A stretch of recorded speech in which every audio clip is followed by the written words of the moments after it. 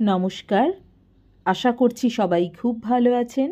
চামেলি মণ্ডল চ্যানেলে সবাইকে স্বাগত জানাই। আজকে আমি আশাপূর্ণা দেবী রচিত নিবারণ চন্দ্রের শেষকৃত্য গল্পটি পড়ে শোনাব। আশা করছি গল্পটি আপনাদের ভালো লাগবে। শুরু করছি আজকের গল্প, নিবারণ চন্দ্রের শেষকৃত্য। রায়বাহাদুর নিবারণ চন্দ্র শেষ পর্যন্ত সত্যি একদিন মারা গেলেন। ঘটনাটায় নিবারণ ভবনে রীতিমতো আলোড়ন উঠল। শোকে অবিশ্বাসী নয়, ব্যাপারটা যেখানে এসে পৌঁছেছে সেখানে শোক শব্দটাই হাস্যকর। আলোড়ন উঠল। ঘটনাটা যে সত্যি কোনোদিন ঘটবে এ বিশ্বাস নিবারণ চন্দ্রের ছেলে, বউ, নাতি, নাতনি ও তস্যদের আর ছিল না বলে। ওরা ধরেই নিয়েছিল চিত্রগুপ্তর হিসেবের খাতা থেকে নিবারণ চন্দ্রের নামের পৃষ্ঠাটা সেলাই খুলে পড়ে হারিয়ে গেছে। অতএব এটা অবিশ্বাস্যের পর্যায়ে পড়ল। কতকাল যেন আগে দু একবার মরমর হয়েও না মরে জীবিতদের জগৎ থেকে হারিয়ে গিয়ে নিবারণচন্দ্র এই বিরাট 3 তলা প্রাসাদতুল্য বাড়িটার কোনো একটা কোণে হারিয়ে গিয়ে পড়ে থেকেছেন, সে কথা আর কারুর মনেই নেই। দূর সম্পর্কীয়রা কখনো কখনো বলে, কি সর্বনাশ, বুড়ো এখনো বেঁচে আছে। আরো দূর সম্পর্কীয়রা বলে, বলো কি, বুড়ো এখনো মরেনি। নিবারণ চন্দ্রের বাঁচা মরায় কার কি লাভ লোকসান তা কেউ ভেবে দেখে না। যেন লোকটা অন্যায় সুযোগ নিচ্ছে, যেন প্রাপ্যের অধিক পাচ্ছে। বাড়ির লোকেরা এসব বলে না, কারণ তারা কেউ ওকে নিয়ে আর মাথাই ঘামায় না। ওদের নিজেদের জন্ম, মৃত্যু, বিবাহকে কেন্দ্র করে যে জীবনলীলা আবর্তিত হচ্ছে, নিবারণচন্দ্রের সঙ্গে তার কোনো যোগ নেই। নিবারণচন্দ্র ওদের পথ জুড়েও বসে নেই।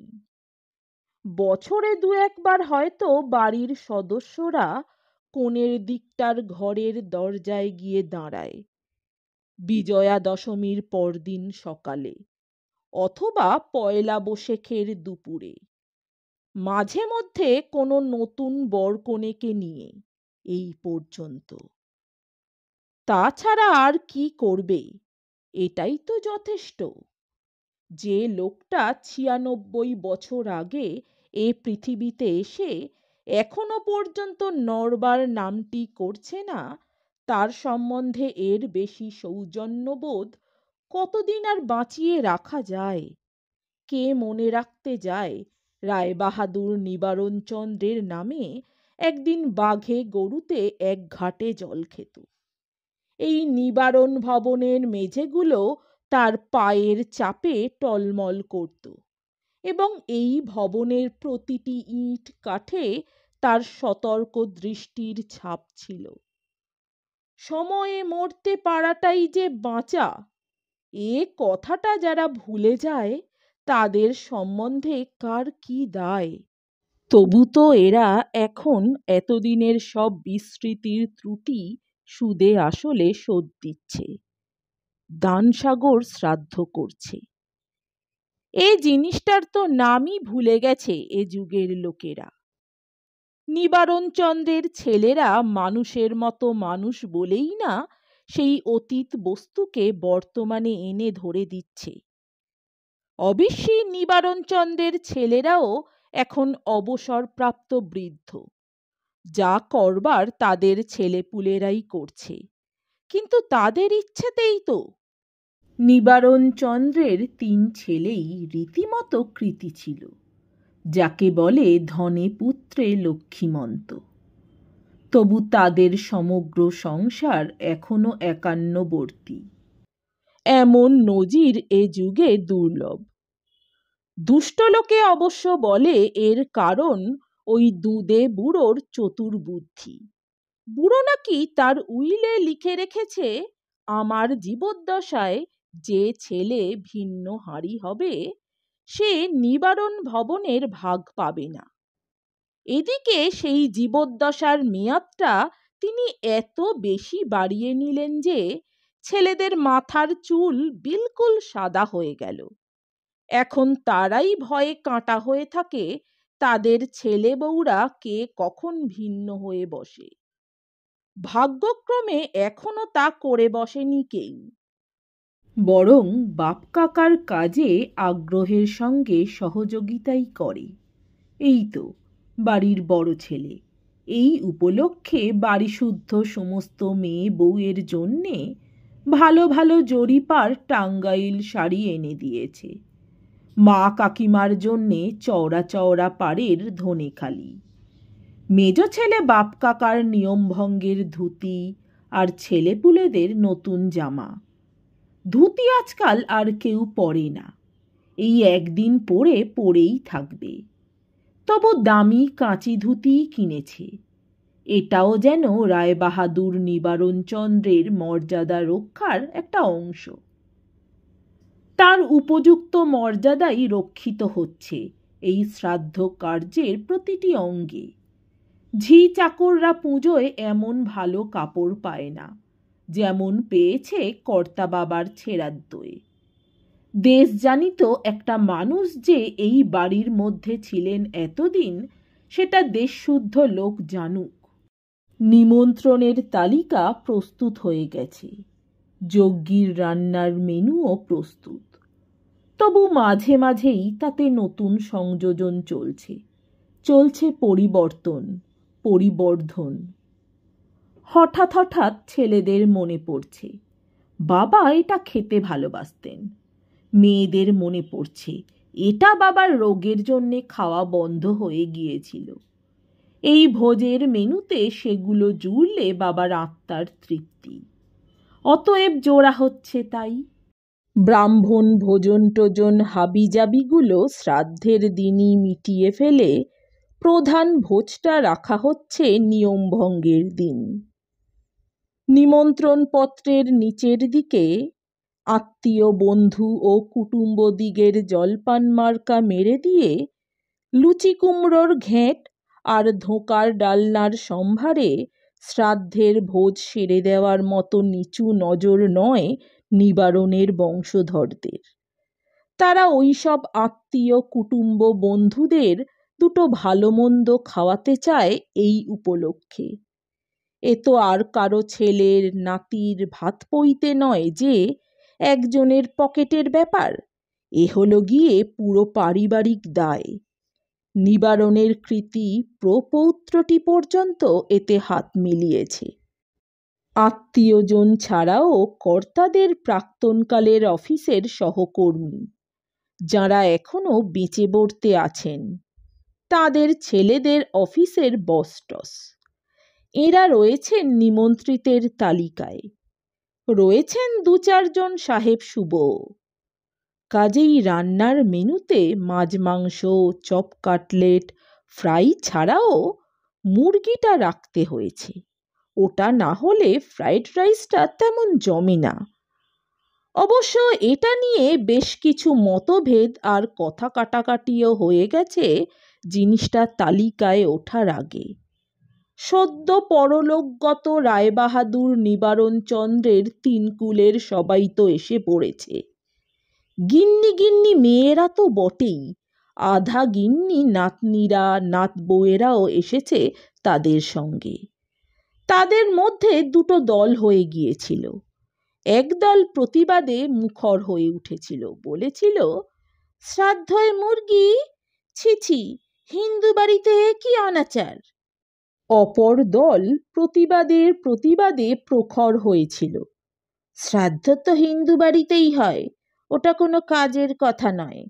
আভ্যুদয়ীকে তো আর দেওয়া হচ্ছে না জিনিসটা, আত্মীয়জনকে ভালো খাওয়ানোই তো প্রথা। নিবারণের মেজ মেয়ে নাক বেঁকিয়ে বলল, তা বললে কি হবে, আমার শ্বশুর বাড়ির লোকেরা গায়ে ধুলো দেবে। নিবারণের ছোট ছেলে বলল, কেন মেজদি, ওরা কি খান না জিনিসটা? মেজ জামাইবাবু তো মুরগি পেলে আর কিছু খান না। সে আলাদা কথা, তা বলে পিতৃশ্রাদ্ধে? নিবারণের বড় ছেলে কদিনের না কামানো দাড়িতে হাত বুলিয়ে বলল, তাতে কি, বাবা ওটা খেতে কি ভালোই না বাসতেন, তা মনে নেই তোর? তখন তো আবার রান্নাঘরে মুরগি টুরগি ঢুকতো না, আলাদা বাবুর্চি রেখে বাড়ির বাইরে রান্না করিয়ে। গলাটা একটু বাষ্পরুদ্ধ হয়ে গেল।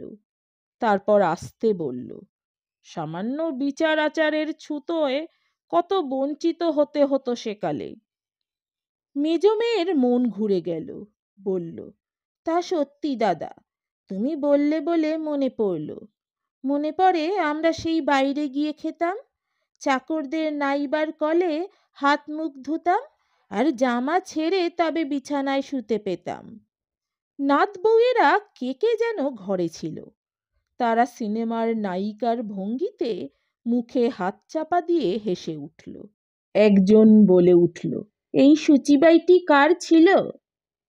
কার আর, আমাদের মা জননীর। ওইসব নিয়ে কত জ্বালাতনি যে করেছেন বাবাকে। কথায় কথায় স্মৃতির রোমন্থনে আসল প্রসঙ্গটা চাপা পড়ে যাচ্ছিল। তারপর হঠাৎই প্রস্তাবটা পাকা হয়ে গেল। মুরগি রইল। একদার সুযোগ বঞ্চিত নিবারণ চন্দ্রের সদ্য বিগত আত্মা পরিতৃপ্ত হবে, সন্দেহ নেই। মুরগি প্রতিষ্ঠিত হবার পরই নানা দিক থেকে স্মৃতির প্রতিযোগিতা শুরু হয়ে গেল। দেখা গেল শুধু মেয়েরাই নয়, নিবারণের প্রৌঢ়া প্রৌঢ়া ভাইঝি ভাগ্নিরাও মনে রেখেছে মামা কি খেতে ভালোবাসতেন, জ্যাঠা কি খেতে ভালোবাসতেন। কোনো একজন বিশেষ প্রতিপত্তিশালিনী ভাগ্নি বলে উঠলেন, তোমাদের যা লিস্ট আছে থাক, মামার কাজে আমি কেষ্টনগরের সরপুরিয়া আনব, ওটা মামা ভীষণ ভালোবাসতেন। আমার শ্বশুর বাড়ির দেশ তো, যখন তখন আসা যাওয়াও ছিল। আমি এলেই বলতেন, কই রে তোর শ্বশুরের দেশের সরপুরিয়া কই? ভাগ্নির দিদি অন্য এক ভাগ্নি বলে উঠল, নেমন্তন্নি তো শুনছি ১,৫০০-এর ওপর, অর্থাৎ কিনা ভেবে চিনতে দেখো, সাদা কাগজে সই করে বসো না। প্রতিপত্তিশালিনী বলে উঠলেন, তা ১,৫০০-২,০০০ যা হোক এসে যাবে না কিছু দিদি। মামা আমাদের কত আদর আহ্লাদ করেছেন, আমরা আর কবে কি করতে পেরেছি বলো? ১০-২০ বছরের মধ্যে তো দেখা সাক্ষাৎই নেই। অতএব নিমন্ত্রিতদের ভাগ্যে আর একটা পদ বাড়ল, ভাগ্নির পদমর্যাদাও অবশ্যই। আর তারপর হঠাৎ ঝপাঝপ বেড়েই যেতে লাগলো পদ। কে যেন গুপ্তিপাড়ার মাখা সন্দেশের দায় নিল, কে একজন ডিম ভরা কই মাছের পাতুরির কথা তুলে তার ভার নিল, কে একজন অসময়ের কাঁচা আমের চাটনির দাম যোগাবে কথা দিল, এবং এক ভাগ্নে পর্যন্ত হঠাৎ বলে বসল, তোমাদের সব সাহেব শুভ বন্ধু বান্ধব তো আসবে, কিছু স্কচ ফিস্কি আনবো আমি। আমার চাকরির উন্নতিতে ওই স্কচ ফিস্কির একটি অবদান ছিল। মামা নিজে তো একটু আধটু করতেন।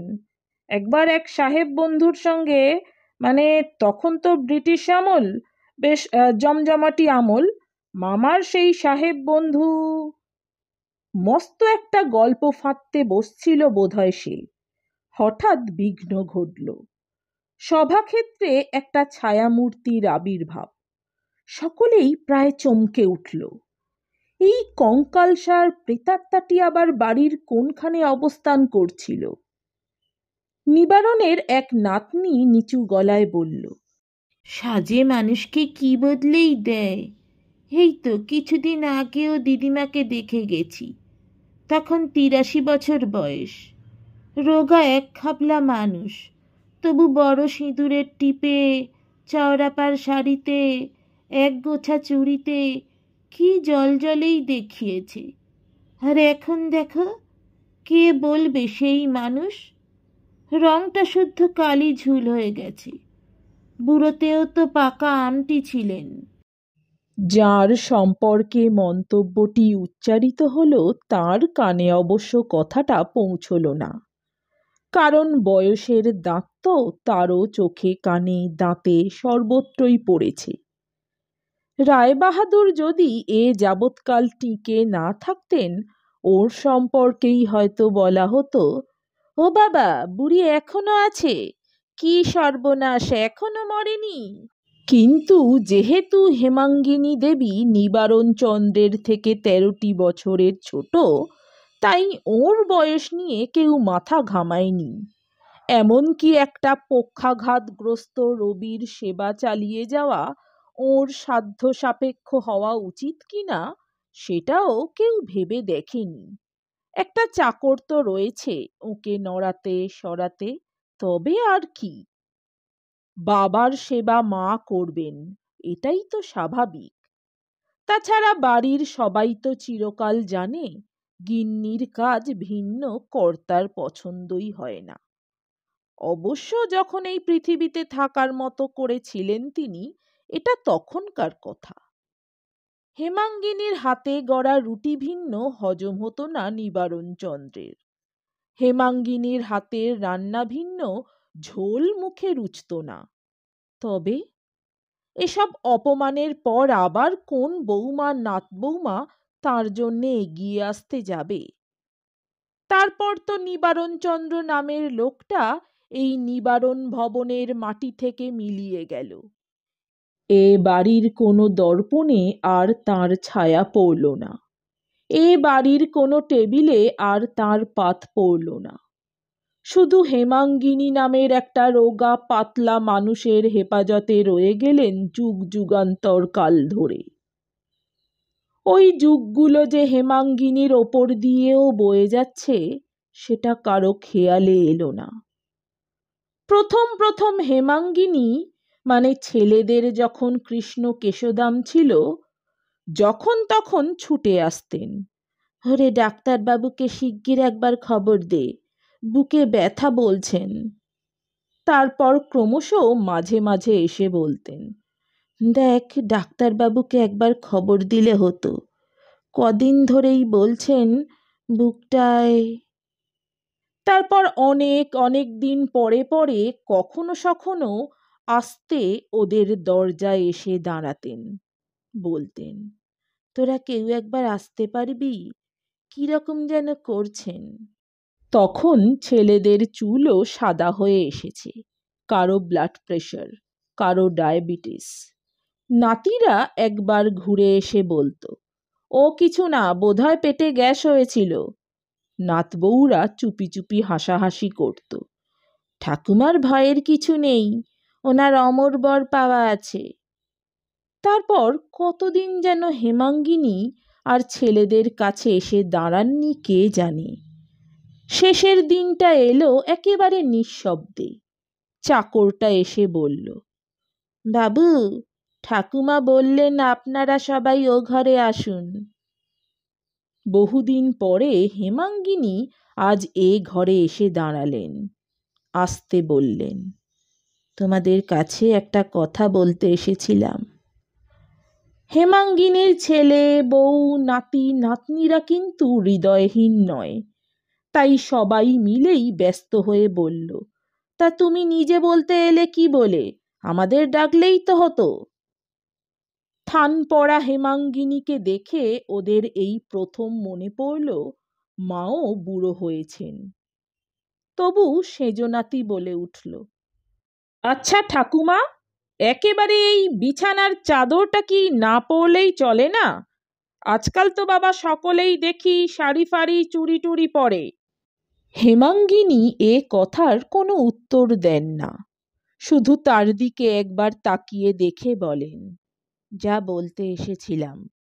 একটু থামলেন, তারপর বেশ স্থির স্বরেই বললেন, শুনলাম কর্তা কি কি খেতে ভালোবাসতেন, তার ফর্দ তৈরি হচ্ছে ভোজ খাওয়ানো হবে বলে। তাই মনে করলাম সত্যি যদি এর কোনো মানে থাকে তো তাহলে এই ফর্দর সঙ্গে দুটো ভালো আঙুর লিখে নে। কি লিখে নেব? চমকে উঠল উদ্দিষ্ট ব্যক্তিরা। হেমাঙ্গিনী বললেন, ওই তো বললাম, বড় বড় ভালো আঙুর। আর একটু থামলেন। সকলের দিকে চোখ ফেলেও কারুর দিকে না তাকিয়ে বললেন, অনেক দিন থেকে খাওয়ার ইচ্ছে হয়েছিল, কেবলই বলতেন, কিন্তু শেষ পর্যন্ত আর হয়ে ওঠেনি। হয়ে ওঠেনি? অনেক দিন ধরে বলেছেন? ঘরের লোকেরা প্রায় সর্পাহতের মতো আর্তনাদ করে উঠল। অনেক দিন ধরে ইচ্ছে হয়েছিল? বাবার, দাদুর, মামার, জেঠুর? কি লজ্জা, কি লজ্জা! মরমে মরে গেল ওরা সব্বাই। হেমাঙ্গিনী ওদের দিকে তাকাচ্ছেন বলে মনে হলো না। বোধহয় দেয়ালের দিকেই তাকিয়ে রইলেন। একটু পরে বোধহয় সামলে নিয়ে ছোট ছেলে বলে উঠল, এ কথা বলার থেকে তুমি আমাদের গালে একটা চড় মারলে না কেন মা? বাবার দুটো আঙুর খেতে ইচ্ছে হয়েছিল, কেবলই বলেছেন সে কথা, অথচ সেই তুচ্ছ বস্তুটা আনা হয়ে ওঠেনি। ভাবতে পারা যায় কথাটা? হেমাঙ্গিনী দেয়ালের দিক থেকে ছেলের মুখের দিকে তাকালেন। দেখলেন সে মুখে ধিক্কার, ভৎসনা আর ক্ষোভের তীব্র অভিব্যক্তি।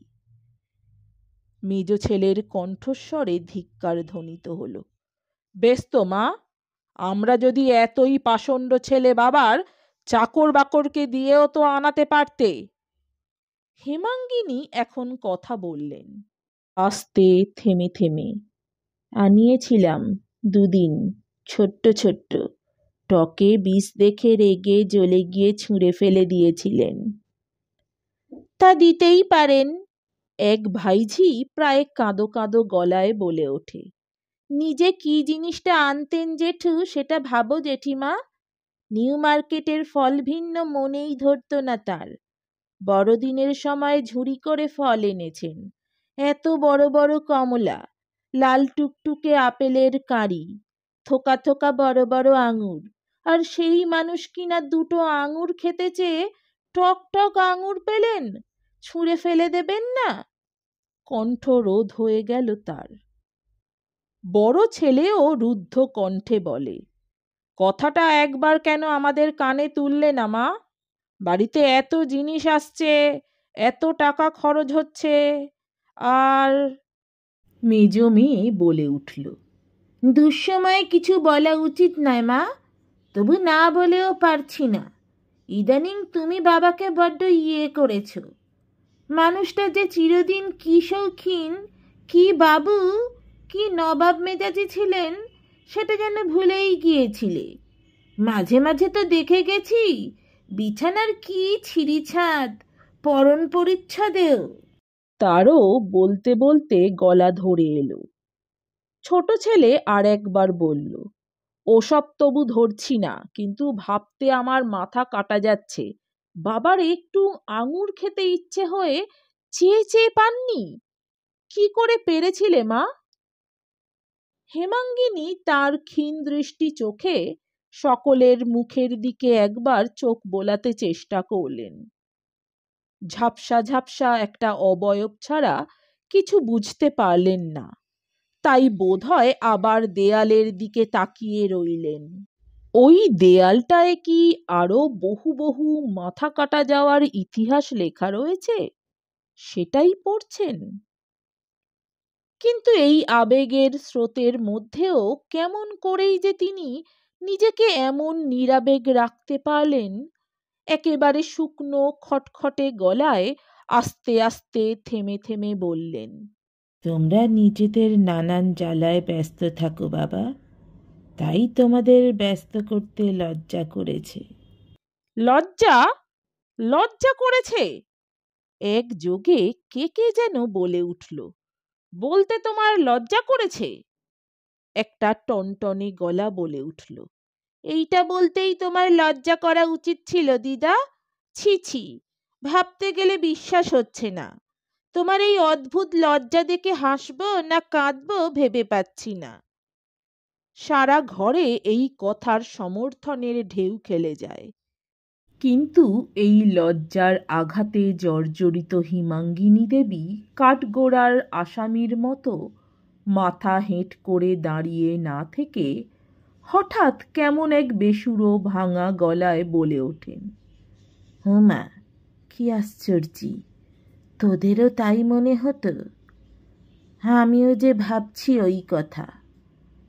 হঠাৎই ঘর থেকে বেরিয়ে যান।